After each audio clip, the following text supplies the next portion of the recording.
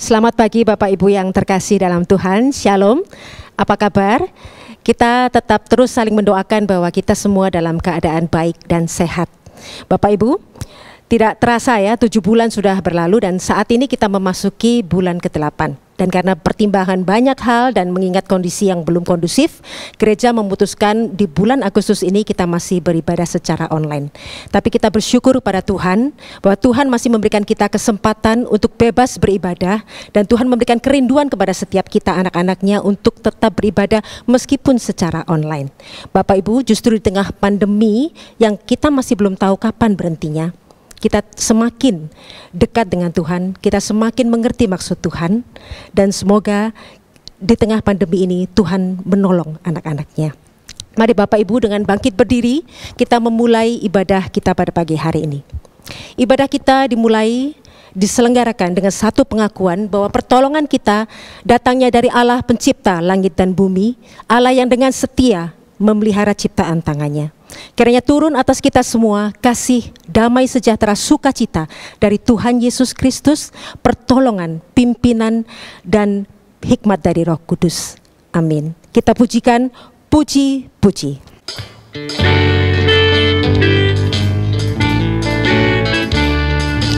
Puji-puji, Yesuslah juru selamatku, setelah bumi masyurkan namanya. Puji-puji, Yesus yang sudah bertahta, berilah hormat, muliakan namanya.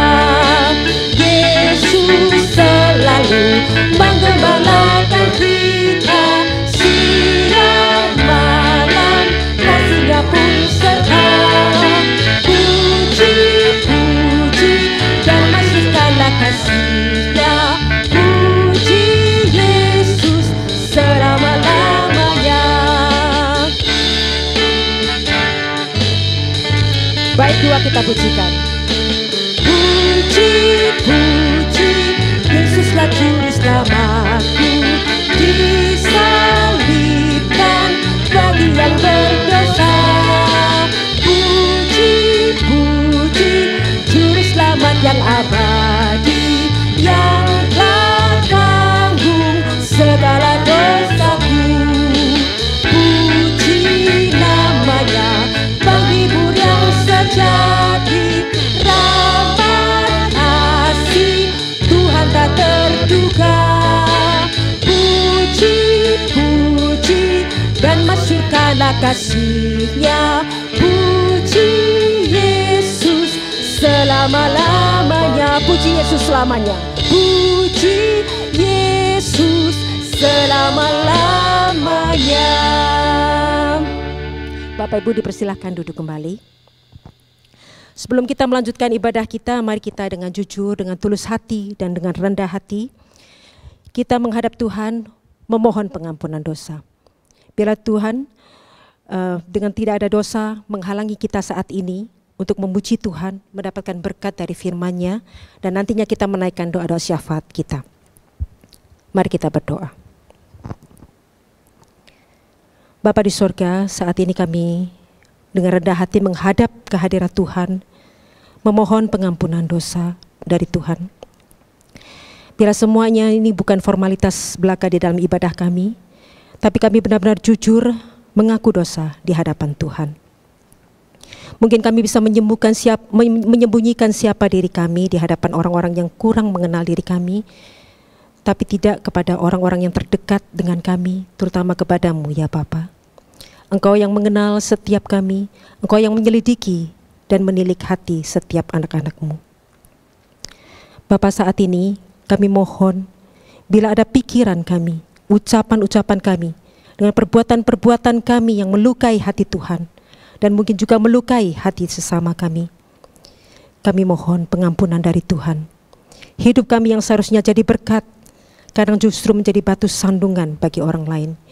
Hidup kami yang justru seharusnya mengenalkan Kristus kepada orang lain, tapi justru menjauhkan mereka dari Tuhan. Bapa, kami tidak mungkin sempurna, tapi setidaknya mampukan kami untuk setiap hari, setiap saat memperbaiki diri kami. sehingga hidup kami semakin indah di hadapan Tuhan, menjadi berkat bagi sesama. Melalui hidup kami, orang memuliakan Tuhan. Terima kasih Bapa, terima kasih atas pengampunan-Mu. Di dalam nama Yesus kami berdoa. Amin. Jadikan aku indah, Bapa, supaya kami dapat memuliakan Tuhan.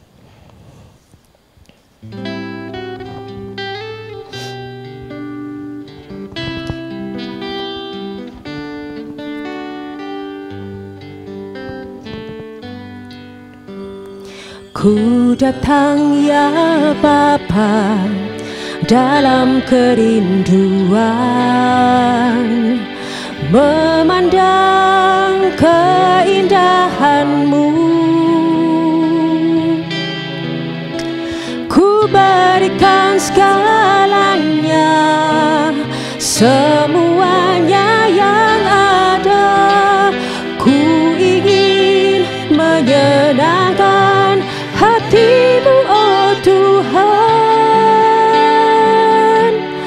Jadikan kampung indah yang Kau pandang mulia, seturut karya-Mu di dalam hidupku. Ajarku berharap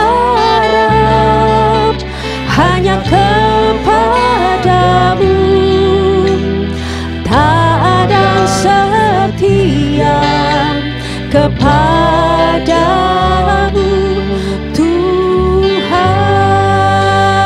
Mari kita datang kepada Bapa dalam kerinduan. Ku datang ya Bapa, ku datang ya Bapa dalam kerinduan, memandang keindahan-Mu. Ku berikan segalanya Tuhan, ku berikan segalanya, semuanya yang ada. Ku ingin menyenangkan hati-Mu, oh Tuhan. Jadikan aku indah yang Kau pandang mulia, seturut karya-Mu di dalam hidupku. Ajarku berharap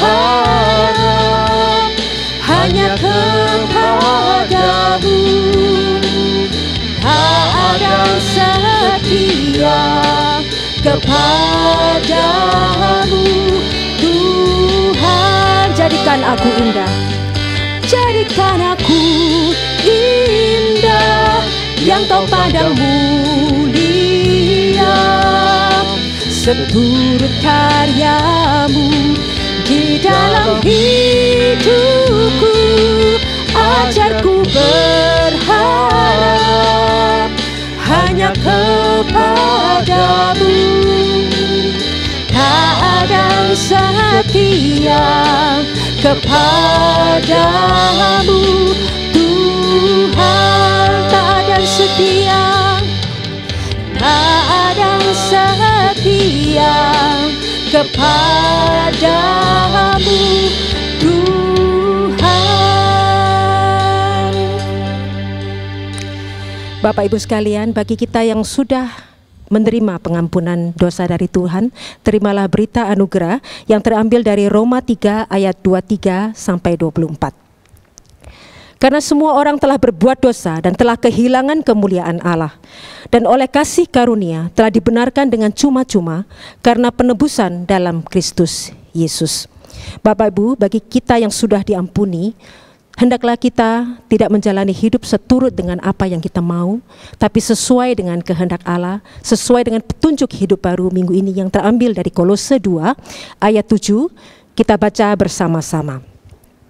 Hendaklah kamu berakar di dalam Dia dan dibangun di atas Dia.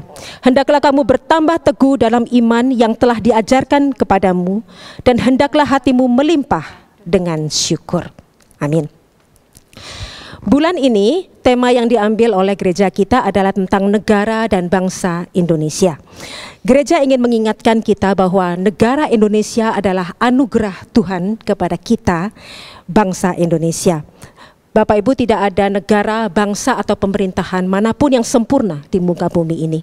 Oleh karena ini kewajiban kita sebagai anak-anak Tuhan untuk selalu mendoakan bangsa, negara dan pemerintah kita. Mari dengan bangkit berdiri, kita mensyukuri negara kita yang sudah Tuhan anugerahkan kepada kita dengan menyanyi betapa kita tidak bersyukur.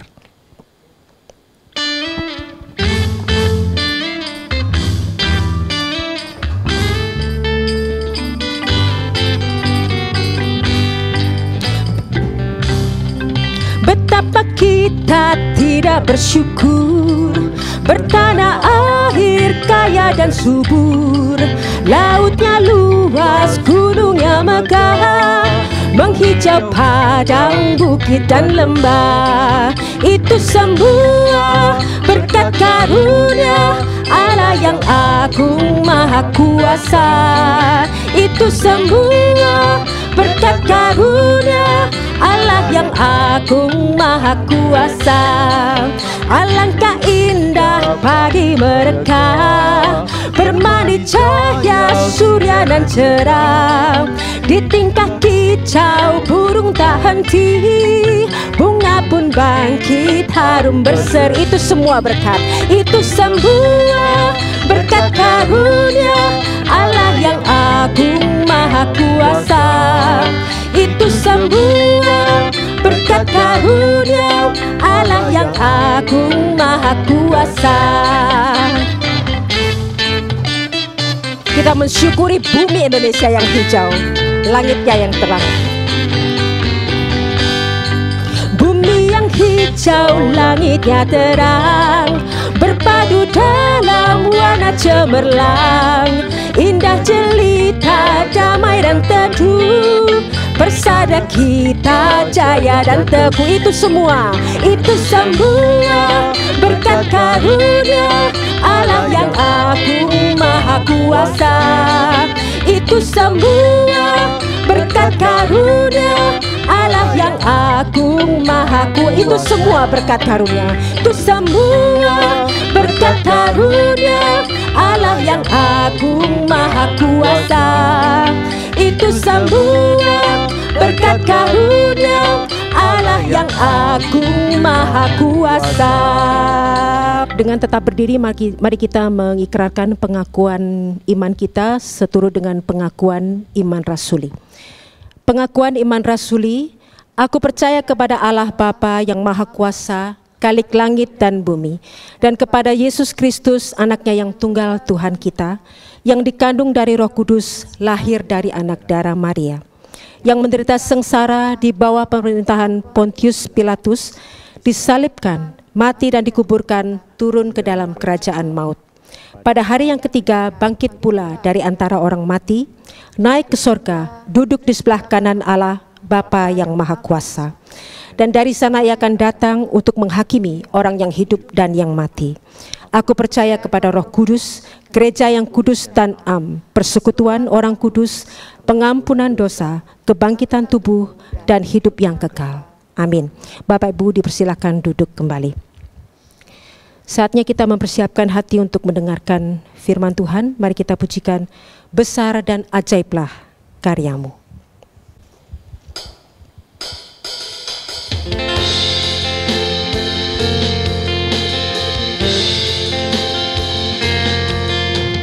Besar dan ajaiblah karyamu, adil dan benarlah jalanmu. Raja segala raja yang maha kuasa, mulia namamu.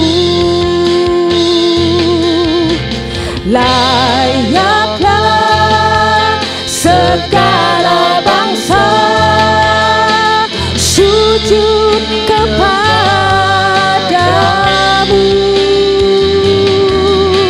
sebab Kau Allah yang kudus.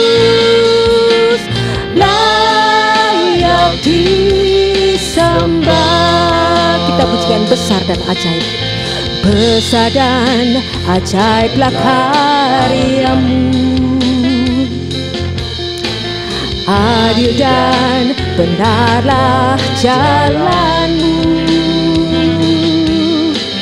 Raja segala raja yang maha kuasa, mulia namamu. Layaklah segala bangsa sujud kepadanya, layaklah segala bangsa sujud kepadamu.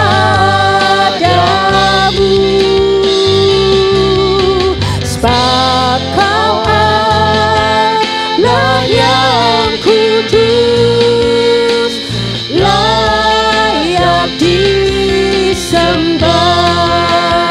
Layaklah segala bangsa sujud kepadamu.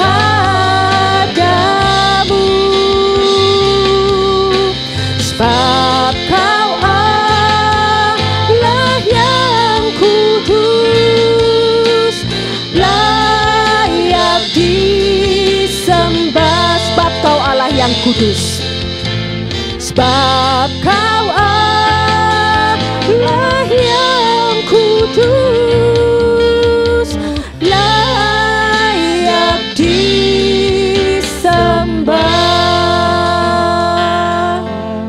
Amin. Selamat pagi, Shalom jemaat yang dikasihi Tuhan. Sekarang marilah kita mendengarkan firman Tuhan. Tapi sebelumnya mari kita minta pertolongan Allah Roh Kudus untuk mendengarkan firman Tuhan. Mari kita berdoa. Bapa yang di surga, hari ini kami datang dengan penuh kerendahan hati, minta pimpinan Roh Kudus, supaya kami boleh membaca, merenungkan firman Tuhan, dan boleh melakukannya di dalam kehidupan kami sehari-hari. Tolonglah ya Bapa, karena tanpa Roh Kudus, kami tidak bisa apa-apa. Tapi dengan kekuatan dari Roh Kudus, kami memperoleh banyak berkat, karena Tuhanlah yang beranugerah. Terima kasih Bapa, terima kasih. Buka hati kami, buka pikiran kami. Di dalam nama Yesus kami berdoa. Amin. Mari kita membaca firman Tuhan dari Roma 10 ayat 4 sampai 13. Saya akan membacakannya, Bapak Ibu Saudara sekalian membaca di dalam hati masing-masing. Roma 10 ayat 4 sampai 13. Sebab Kristus adalah kegenapan hukum Taurat, sehingga kebenaran diperoleh tiap-tiap orang yang percaya. Sebab Musa menulis tentang kebenaran karena hukum Taurat, orang yang melakukannya akan hidup karenanya. Tetapi kebenaran karena iman berkata demikian, jangan katakan di dalam hatimu, siapakah akan naik ke surga, yaitu untuk membawa Yesus turun, atau siapakah akan turun ke jurang maut, yaitu untuk membawa Kristus naik dari antara orang mati. Tetapi apakah katanya? Ini, firman itu dekat kepadamu, yaitu di dalam mulutmu dan di dalam hatimu. Itulah firman iman yang kami beritakan. Sebab jika kamu mengaku dengan mulutmu bahwa Yesus adalah Tuhan, dan percaya dalam hatimu bahwa Allah telah membangkitkan Dia dari antara orang mati, maka kamu akan diselamatkan. Karena dengan hati orang percaya dan dibenarkan, dan dengan mulut orang mengaku dan diselamatkan. Karena kitab suci berkata, barang siapa yang percaya kepada Dia tidak akan dipermalukan. Sebab tidak ada perbedaan antara orang Yahudi dan orang Yunani, karena Allah yang satu itu adalah Tuhan dari semua orang, kaya bagi semua orang yang berseru kepadanya.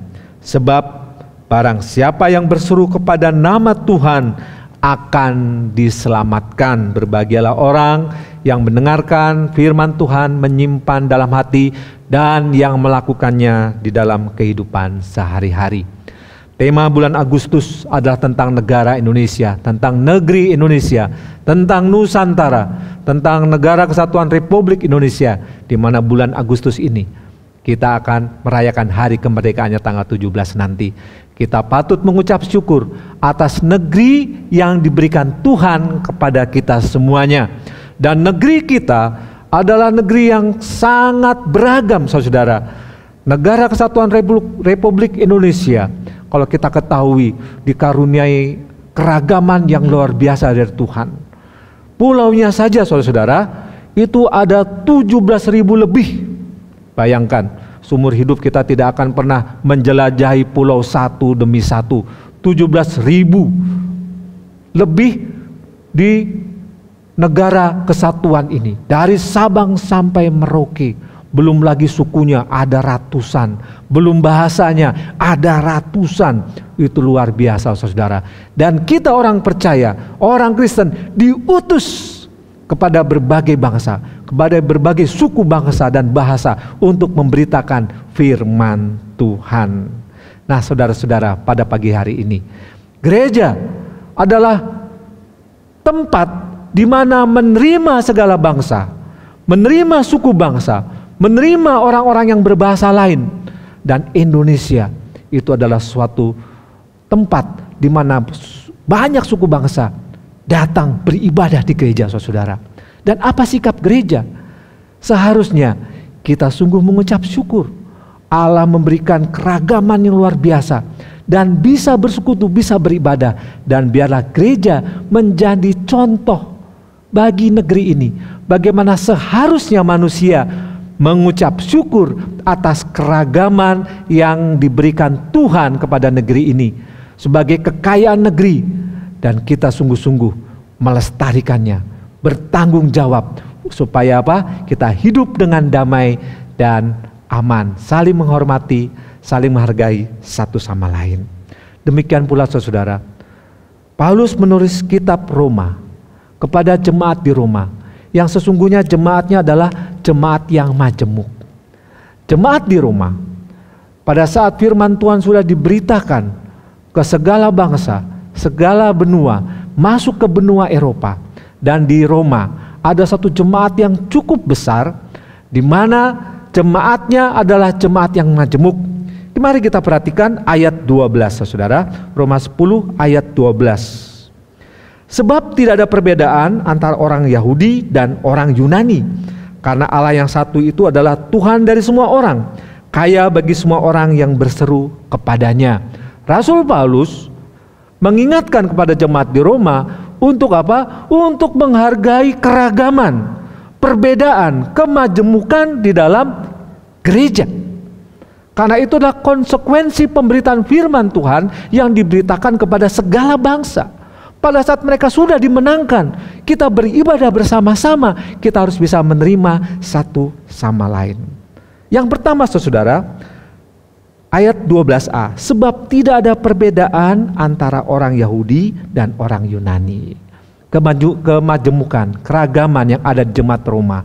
Yang pertama adalah orang-orang yang berlatar belakang Yahudi, saudara.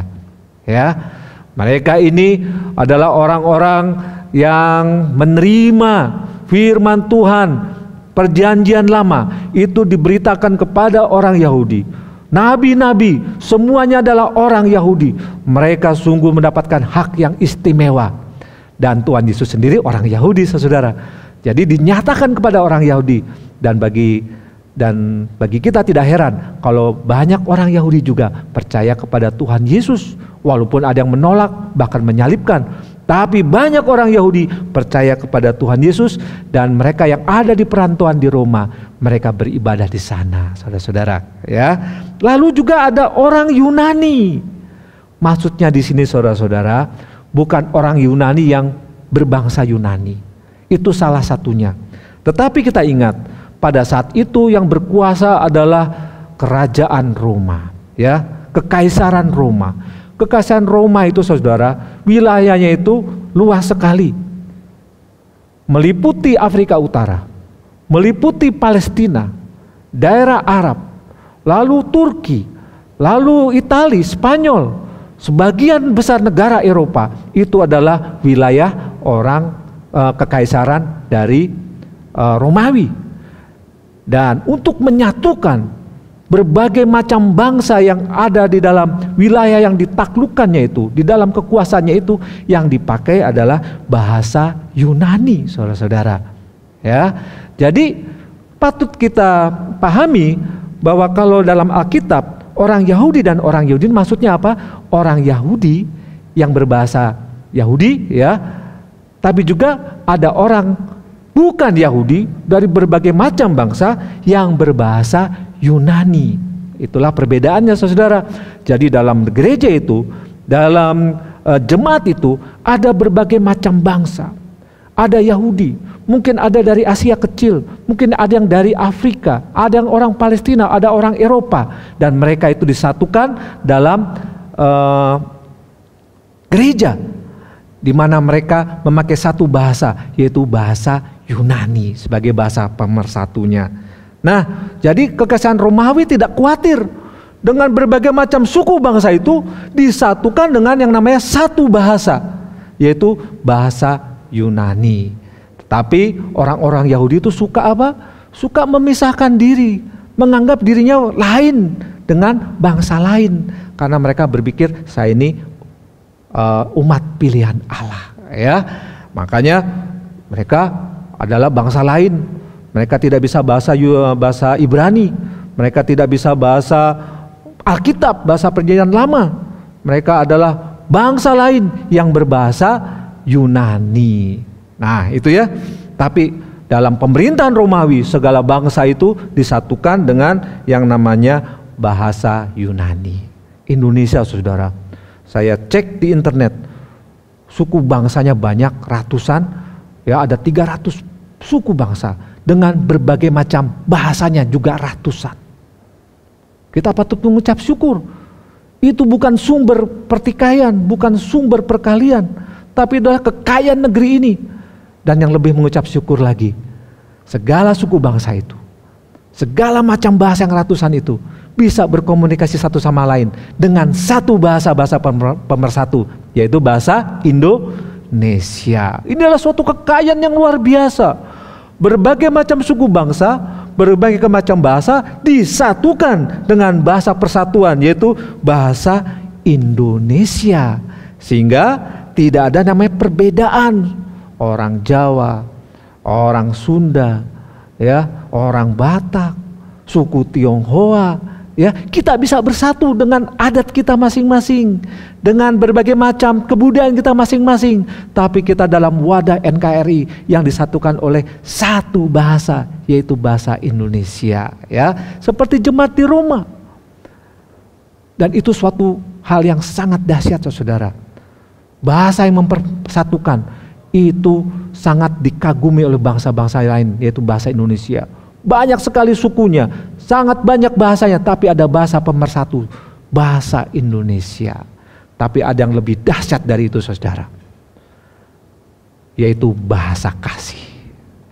Bahasa kasih itu bukan hanya mempersatukan, tapi bahasa kasih juga bahasa yang memulihkan, bahasa yang memaafkan, yang mengampuni, bahkan memperdamaikan, saudara.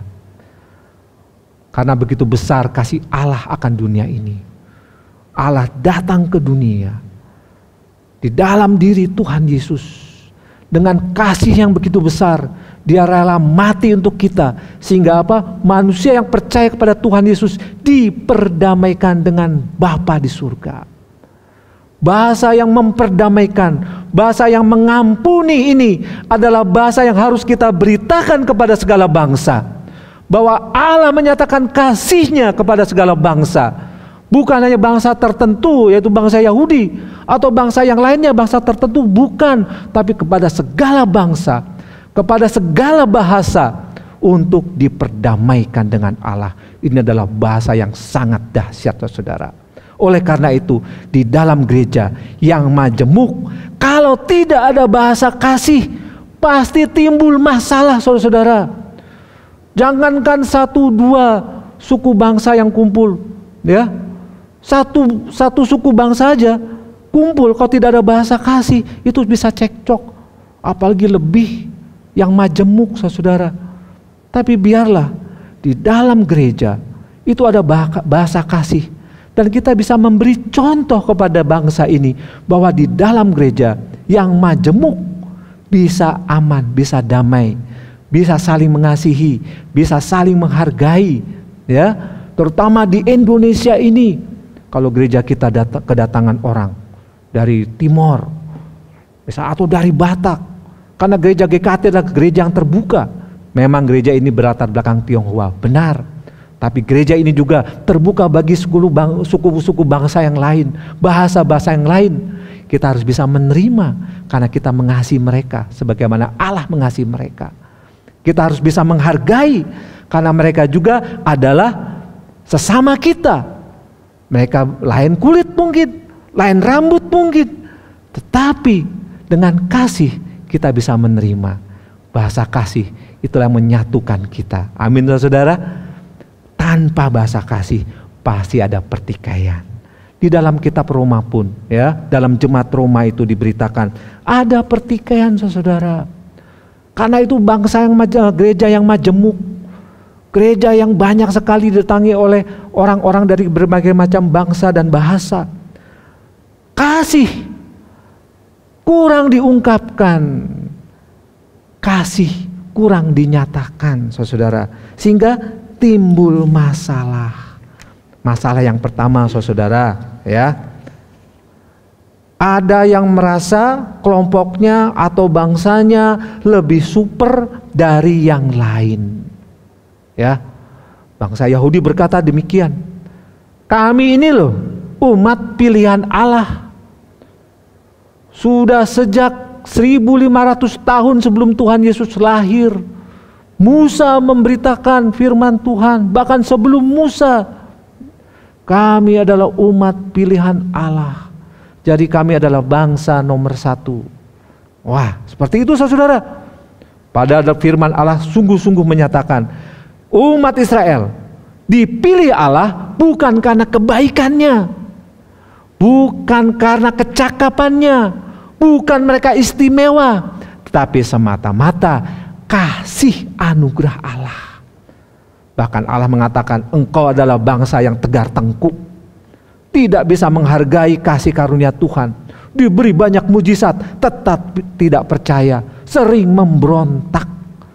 Apa artinya ini? Mereka sama saja dengan bangsa lain, tetapi mereka diberikan anugerah, mereka diberikan kasih karunia, menjadi umat pilihan. Artinya apa? Melalui mereka firman Tuhan, berita-berita keselamatan melalui para nabi yang muncul dari umat Yahudi, ya, mereka menjadi saluran berkat bagi bangsa-bangsa lain karena firman Tuhan dinyatakan melalui umat pilihan, yaitu orang-orang Yahudi. Tapi bangsa Yahudi merasa kami adalah bangsa nomor 1, umat pilihan, ya. Bangsa yang lain bukan Yahudi yang berbahasa Yunani adalah bangsa kelas 2. Wah, seperti itu. Masalah nih saudara, sudah mulai ada penggolongan, pemisahan, pengkotak-kotakan, membedakan satu sama lain di dalam umat Allah. Ini masalah saudara. Ada lagi, itu bangsa lain yang berbahasa Yunani, bangsa kelas 2. Bagaimana dengan bangsa lain yang tidak berbahasa yang Yunani? Dianggap bangsa barbar, saudara, bangsa kelas 3. Ini kita alami, saudara. VOC memecah belah negeri Nusantara dengan politik pecah belah, divide et impera, menggolongkan status sosial dengan 3 golongan. Pertama, bangsa Eropa, bangsa kelas 1, ya. Lalu kedua, bangsa Timur Jauh, bangsa kelas 2. Yang terakhir, Irlander, wah gitu ya. Penduduk negeri ini, bangsa kelas 3. Kurang lebih selama 350 tahun ada politik pecah belah, saudara. Ini masalah, saudara. Kalau kita tahu, ya, kekristenan itu datang dari Eropa, bukan? Dari negeri Belanda bahkan. Tapi banyak oknum atau politik pada saat itu tidak menyatakan kasih Allah. Bangsa ini dipecah belah, saudara. Sehingga ada pemisahan-pemisahan, pembedaan-pembedaan golongan. Ada yang derajatnya lebih tinggi, ada yang derajatnya lebih rendah. Kalau kita baca sejarah, saudara, bangsa Indonesia itu makannya pakai tangan, saudara. Betul ya? Lebih enak pakai tangan daripada pakai sendok. Orang Eropa tuh ceritanya, yang pulang dari Indonesia pergi ke Eropa, Indonesia itu, Nusantara itu negeri barbar, tidak punya kebudayaan. Kalau jalan ke pasar tidak pakai sepatu, wah gitu ya. Ya gimana ya? Mereka lebih dulu maju, oke. Tapi menganggap mereka ini negeri barbar, tidak punya budaya. Waduh, tidak pakai sepatu kemana-mana. Dan akhirnya budaya Eropa masuk kan? Mereka mengajarkan pakai sepatu ya kepada bangsa ini, bagus, sesuatu yang baik. Tapi pemisahan itu terjadi kurang lebih 350 tahun. Aduh, sayang sekali saudara. Tetapi untungnya pada saat merdeka itu semua dihapuskan. Negeri ini punya undang-undang yang tidak ada pemisahan kelas. Dan itu harus diperjuangkan saudara. Diperjuangkan supaya tidak ada golongan-golongan yang merasa lebih tinggi. Dan saya mengucap syukur, saya baca undang-undang di bahasa Indonesia, tidak ada golongan si A lebih besar, golongan ini lebih tinggi dan golongan ini lebih rendah. Tidak saudara, ya tidak. Semua sama di mata hukum. Pada saat merdeka itu dihapuskan. Ini suatu yang luar biasa saudara. Gereja juga itu sudah dimerdekakan dari segala macam penindasan dosa. Jadi sudah tidak ada lagi yang namanya penindasan kelas. Kelas tinggi, kelas menengah, kelas rendah. Jangan ada lagi di dalam gereja. Kita sudah dimerdekakan dan darah Yesus itu membebaskan segala bangsa, membebaskan semua orang. Sehingga dalam gereja Tuhan janganlah ada lagi yang merasa kelompoknya lebih istimewa dari yang lain, ya. Karena itu semua tidak ada kasih, tapi karena kasih kita bisa menerima satu sama lain. Bahkan dengan kasih kita bisa saling merendahkan diri, saling meninggikan yang lain. Itu firman Tuhan saudara. Bagaimana kita sangat menghargai orang lain, tetapi firman Tuhan, orang yang merendahkan diri itu akan ditinggikan, tetapi orang yang meninggikan diri Tuhan akan rendahkan.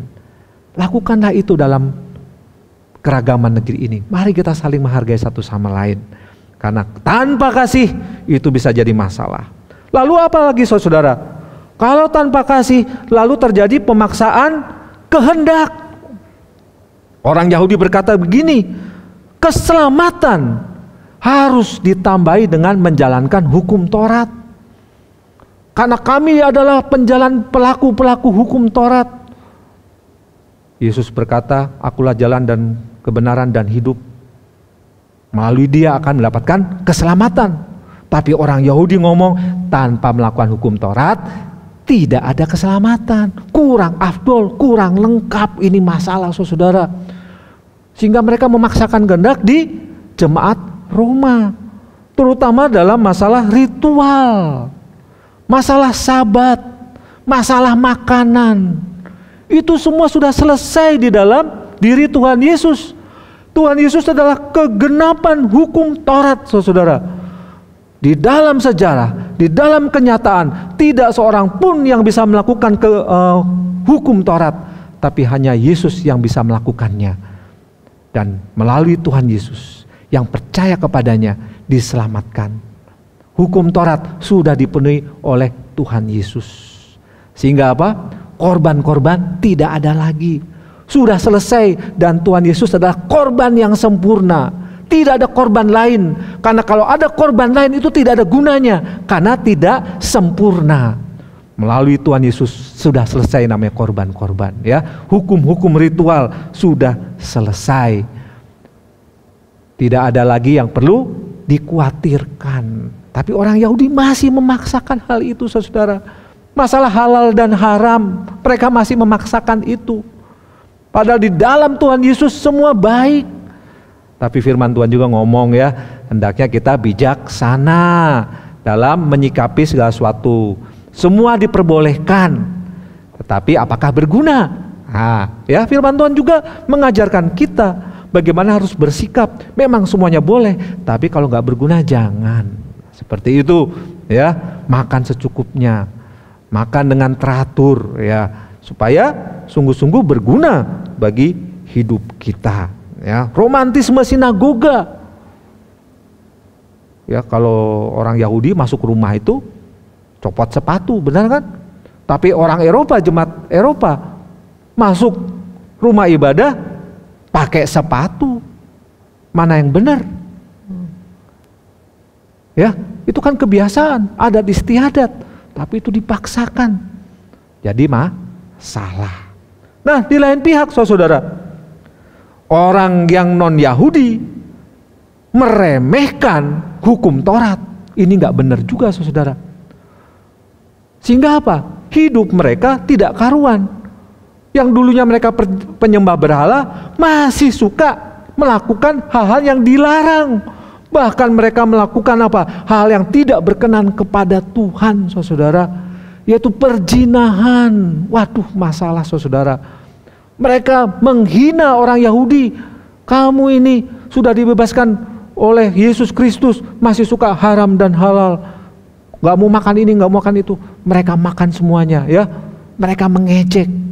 Ingat, hukum Taurat itu bukan cuma hukum ritual, tapi juga ada hukum moral. Jangan membunuh, jangan berzina, jangan mencuri.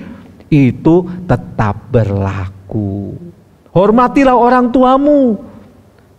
Itu tetap berlaku. Jangan ada padamu Allah lain. Itu tetap berlaku. Hukum moral orang non-Yahudi yang dulunya penyembah berhala, mereka meremehkan hukum Taurat. Yang penting sudah selamat, dan mereka melakukan semau-maunya. Firman Tuhan menegur dengan keras. Itu tidak benar. Karena hukum Taurat bukan cuma hukum ritual, itu memang sudah selesai. Tapi yang ada yang namanya hukum moral, itu tetap dilakukan.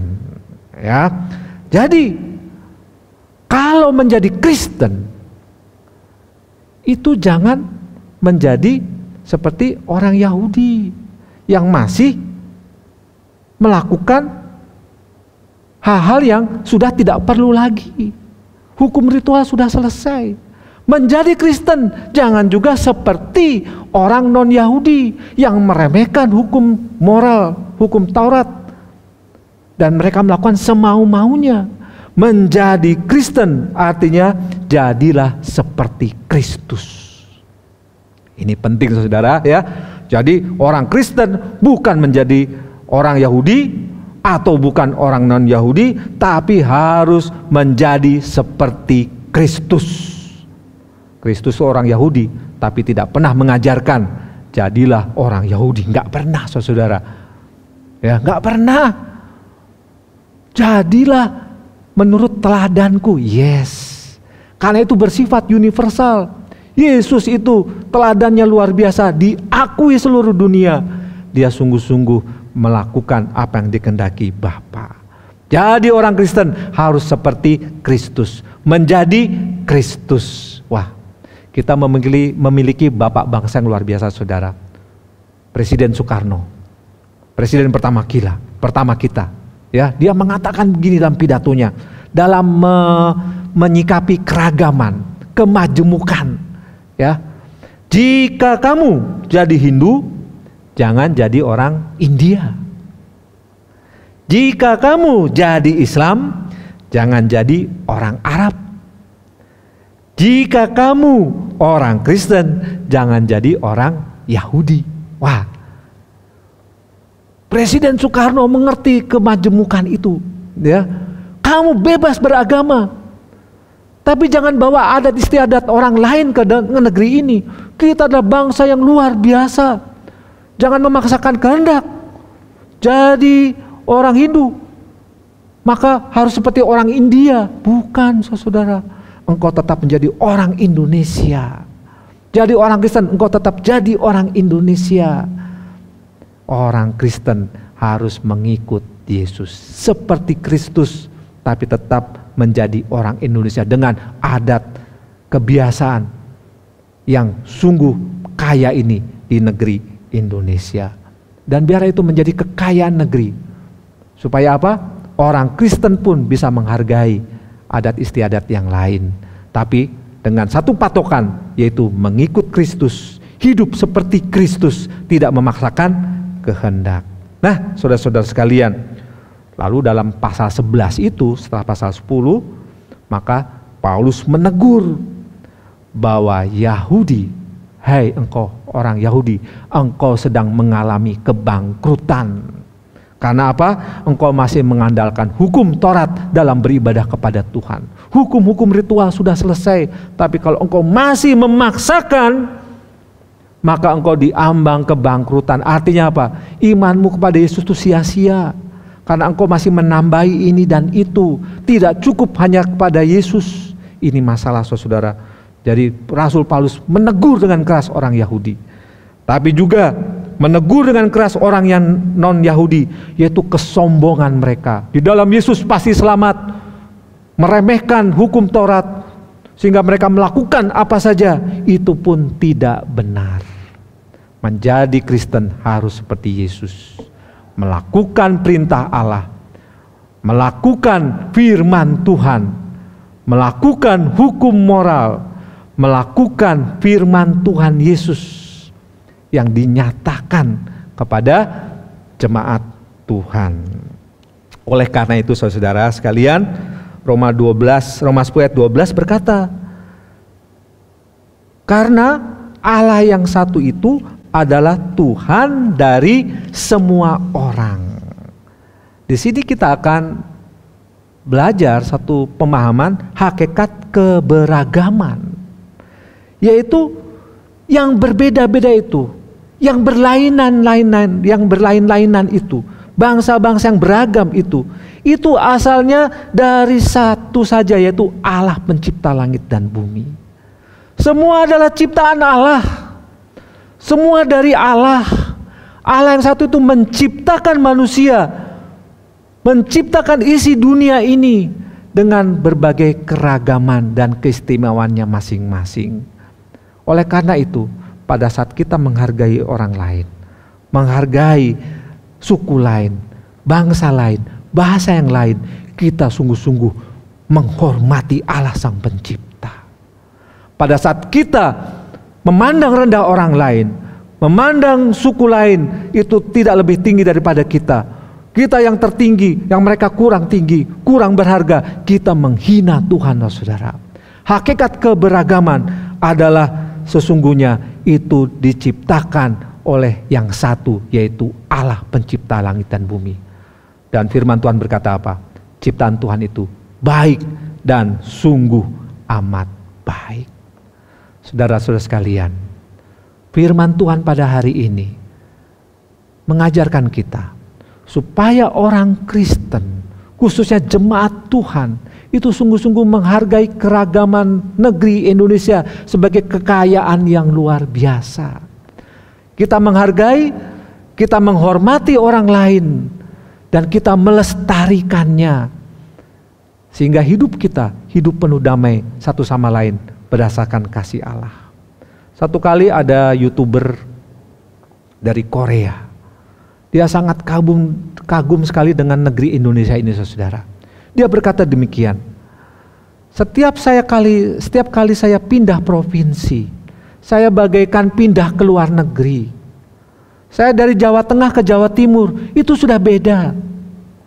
Saya pergi ke Bali, beda lagi. Saya pergi ke Lombok, beda lagi. Ya, orang luar negeri itu kalau pesiar, kalau berwisata, itu bukan cuma keindahan alam saja yang mereka nikmati, tapi apa? Keragaman adat istiadat dan budayanya, saudara. Ya. Setiap kali pindah bahasanya lain, dialeknya lain. Ada yang halus, ada yang ceplos-ceplos. Tapi itu suatu keragaman yang luar biasa. Pergi ke Medan lain lagi. Ya. Jadi dia heran, ini negara luas banget dan beragam banget.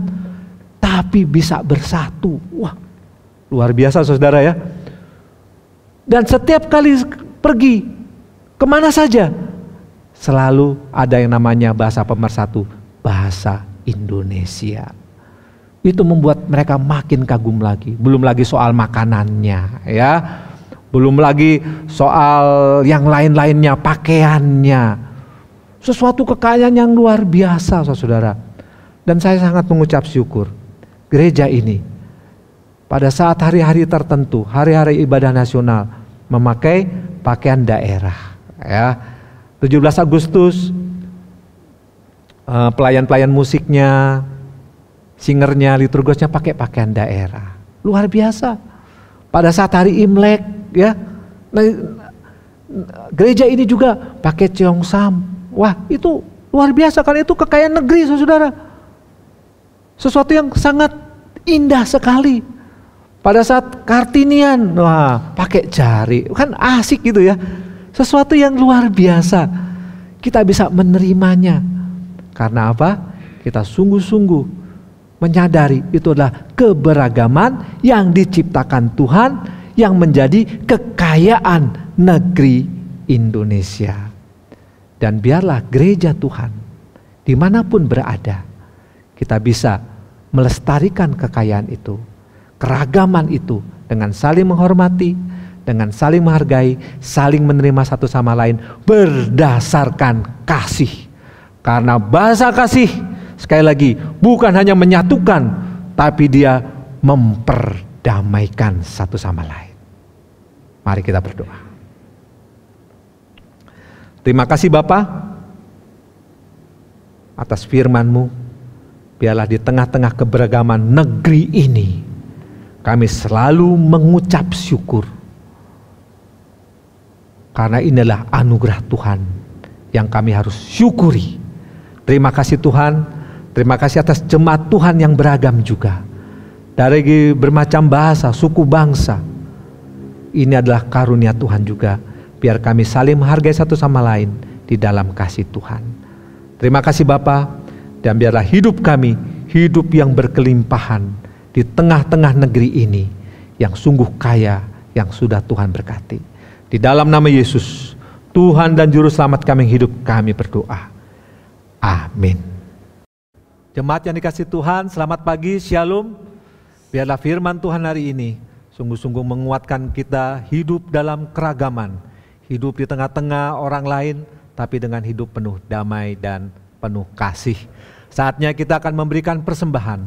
Saat kita memberikan persembahan, itulah suatu kebahagiaan tersendiri, karena Tuhan telah memberkati kita. Kita juga akan memberikan persepuluhan, kita juga akan memberikan persembahan iman, persembahan syukur, juga ada juga persembahan pembangunan. Kita sedang membangun pastori, sebentar lagi selesai. Itu karena partisipasi dari Bapak Ibu Saudara sekalian, dan berkat Tuhan yang tercurah itu kita sungguh berikan dengan ucapan syukur sebagai persembahan kita. Dan marilah kita berdoa untuk persembahan dan juga beberapa pokok doa syafaat. Bapa yang di surga, kami sungguh mengucap syukur berkat Tuhan yang berkelimpahan itu membuat kami bisa memberikan persembahan. Tanpa berkat Tuhan kami tidak bisa memberi, tapi dengan berkat Tuhan itu kami bisa mengungkapkan cinta kami kepada Tuhan dengan persembahan. Terimalah Tuhan persembahan kami, persepuluhan kami, persembahan syukur, persembahan pembangunan. Dan biarlah Tuhan itu semua untuk kemuliaan nama Tuhan dan menjadi berkat bagi sesama. Tuhan, kami juga terus berdoa untuk jemaat Tuhan tempat ini. Tuhan memberkati mereka dengan kekuatan kesehatan di tengah-tengah pandemi corona yang sudah berjalan beberapa bulan ini. Tapi kami yakin dan percaya Tuhan selalu serta. Terima kasih Tuhan, kami yakin Tuhan tidak pernah meninggalkan. Kami terus berdoa untuk keadaan jemaat dalam masalah ekonomi. Tuhan tolong mereka. Mereka tetap percaya dan bersandar kepada Tuhan, karena kami yakin dan percaya Tuhan akan membuka jalan, membuka peluang. Dan tolong kami Tuhan, sesama jemaat untuk saling mendoakan, saling menolong, saling membantu satu sama lain. Tuhan, kami terus juga berdoa untuk pemerintah negeri ini. Tuhan tolong, Tuhan berkati. Dalam masa pandemi ini mereka tetap berjuang untuk mengatasi masalah ini. Terima kasih Tuhan, biarlah koordinasi pusat, daerah berjalan dengan baik untuk mengatasi pandemi ini. Terima kasih Tuhan, dengan kemajuan pencarian vaksin dan obat yang sudah ada, biarlah Tuhan itu berkati supaya vaksinnya boleh ditemukan, boleh diproduksi secara massal, sehingga negeri ini, bahkan seluruh dunia bisa berjalan kembali dengan baik dan bisa mengatasi virus corona ini, karena itu adalah berkat Tuhan sendiri. Terima kasih Tuhan, terima kasih. Kami serahkan seluruh doa ini ke dalam tangan kuasa Tuhan.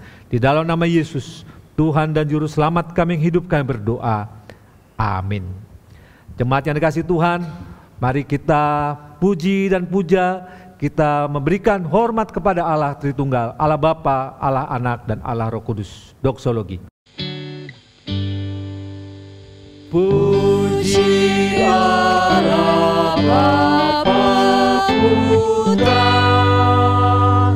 puji Allah Roh Kudus, ketiganya yang esa. Pohon selamat sumber berkat. Amin.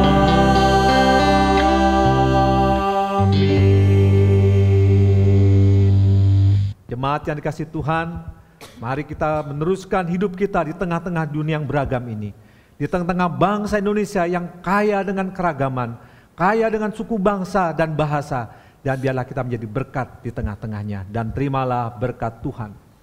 Kiranya Allah Tritunggal, yaitu Allah Bapa, mencurahkan engkau dengan berkat-berkat yang berkelimpahan, dan anaknya yaitu Yesus Kristus memberikan engkau damai sejahtera, dan biarlah Allah Roh Kudus memberikan engkau penghiburan dan kekuatan dari sekarang sampai Tuhan Yesus datang kedua kali. Amin. Amin.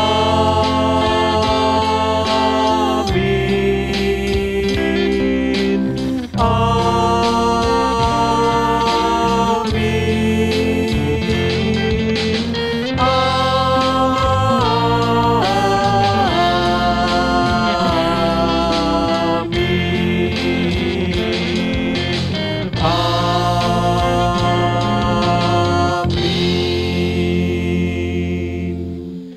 Amin. Baktian selesai, saat teduh. Tuhan Yesus memberkatimu.